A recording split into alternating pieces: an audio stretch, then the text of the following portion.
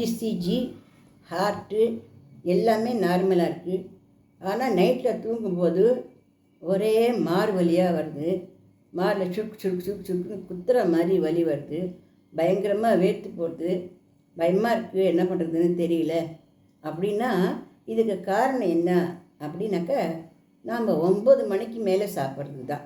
அதாவது உணவை 7 மணிக்குள்ளே சாப்பிட்டுடணும். மேக்ஸிமம் 8 மணிக்குள்ளேயாவது சாப்பிட்டுடணும்.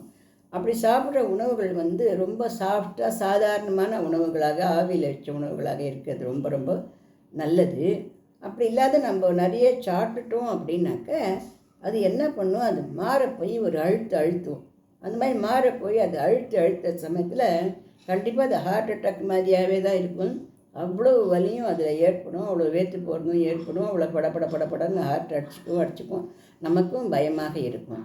ஆனால் இது எல்லாமே நீங்கிறதுக்கு ஒரு ஈஸியான வழி என்ன அப்படின்னா, 7 மணிக்குள்ளே நம்ம உணவை முடிச்சுக்கிறது தான். அதுதான் நார்மலான வழி. ஒரு வேளை நம்ம சாப்பிட்டுட்டோம், அந்த மாதிரி 7 மணிக்கெலாம் சாப்பிட முடியல, 9 மணிக்கு தான் சாப்பிட வேண்டியிருக்கு அப்படின்னா, நம்ம சாப்பிட்டுட்டோம் அப்படின்னாக்க, நம்ம சாப்பிட்டுட்டு ஒரு அரை மணி நேரம் கழித்து என்ன பண்ணணும் அப்படின்னாக்க, 1 டீஸ்பூன் சீரகம், ஒரு 10 புதினா இலைகள், ஒரே ஒரு செம்பருத்தி இலை, ஒரு பூ, செம்பருத்தி பூ, அதாவது ஒரு 5 இதழ் வரும். அதை போட்டு ஒரு டம்ளர் தண்ணியில் நல்லா கொதிக்க வச்சு ஒரு சாப்பிட்ட பிறகு நம்ம குடிச்சிட்டு ஒரு அரை மணி நேரம் மெதுவாக நம்ம நடந்துட்டு அப்புறம் படுத்துட்டோம்னா, இது மாதிரி சுருக்குன்னு குத்துற மாறு வலி, மாரை இழுத்து பிடிக்கிற மாதிரியான வலி, குப்புன்னு வேர்த்து போய் படப்படான்னு ஏந்து அலறி அடிச்சுன்னு என்ன ஆச்சு ஏதாச்சுன்னு நம்ம ஏந்து உட்காந்துக்கிறோம் இல்லையா, சொல்கிறதுக்கு தான் வேடிக்கையாக இருக்கவிய. அப்போ நமக்கு ரொம்ப பயமாக தான் இருக்கும். அது ராத்திரிக்கு டாக்டர்கிட்ட ஓடி போகிறவெல்லாம் நிறைய பேர் இருக்கா இந்த மாதிரி ஏற்பட்டு. அது மார்லையோ ஹார்ட்லேயோ வர பிரச்சனை இல்லை. அது இந்த உணவு செரிமானம் ஆகிறதுக்கு கஷ்டப்படுறது. அதுதான் நிஜத்தில் அது வயிற்றில் சுருட்டின்னு அந்த கேஸு, அந்த தண்ணி அதெல்லாம் மாரில் அடைக்கும்போது நமக்கு அவ்வளோ கஷ்டமாக அது இருக்கும்.